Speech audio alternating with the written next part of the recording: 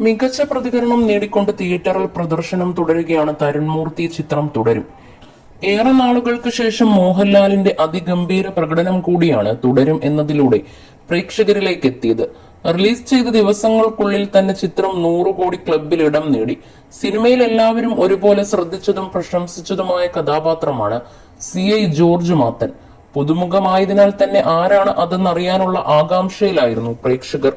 നിരവധി പരസ്യ ചിത്രങ്ങൾ ഒരുക്കിയ പ്രകാശ് വർമ്മയായിരുന്നു ജോർജിനെ പ്രേക്ഷകരിലേക്ക് എത്തിച്ചത്. പ്രകാശ് വർമ്മയുടെ കഥാപാത്രം മികച്ച പ്രതികരണം നേടുന്ന വേളയിൽ അദ്ദേഹത്തെക്കുറിച്ച് സംസാരിക്കുകയാണ് നടനും സംവിധായകനുമായ ബിനു പപ്പു.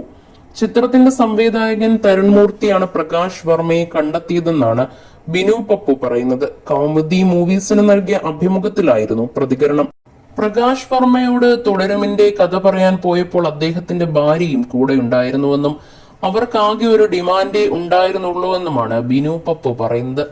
ആരാണെങ്കിലും അഭിനയിക്കുമോ ഇല്ലയോ എന്നത് തരുണിന് വിഷയമുള്ള കാര്യമായിരുന്നില്ല.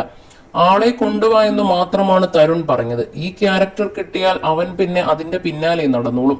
പ്രകാശ് വർമ്മയിലേക്ക് എത്തുന്നത് തരുൺ തന്നെയാണ്. പിന്നീട് പ്രകാശ് ഏട്ടനെ പോയി കണ്ടതും സംസാരിച്ചതുമെല്ലാം തരുണാണ്. അദ്ദേഹത്തെ കാണാൻ പോയപ്പോൾ ഭാര്യയും ഉണ്ടായിരുന്നു, കഥ കേൾക്കാനായി. അന്ന് ഒറ്റ ഡിമാൻഡ് മാത്രമേ അവർക്കുണ്ടായിരുന്നുള്ളൂ. കൊണ്ടുപോകുന്നത് പോലെ തന്നെ തിരിച്ചു കൊണ്ടുവരണമെന്നായിരുന്നു അവർ പറഞ്ഞത്. അടിയും ഇടിയും ഒക്കെ പറഞ്ഞപ്പോൾ ചേച്ചിക്ക് പേടിയായി. പ്രകാശ് വർമ്മ സിനിമയിൽ അഭിനയിച്ചിട്ടില്ലെന്നേ ഉള്ളൂ, ഡബ് ചെയ്തിട്ടുണ്ട്. പിന്നീട് ഒരുപാട് പരസ്യങ്ങളും ചെയ്തിട്ടുണ്ടെന്നും ബിനു പപ്പു പറഞ്ഞു.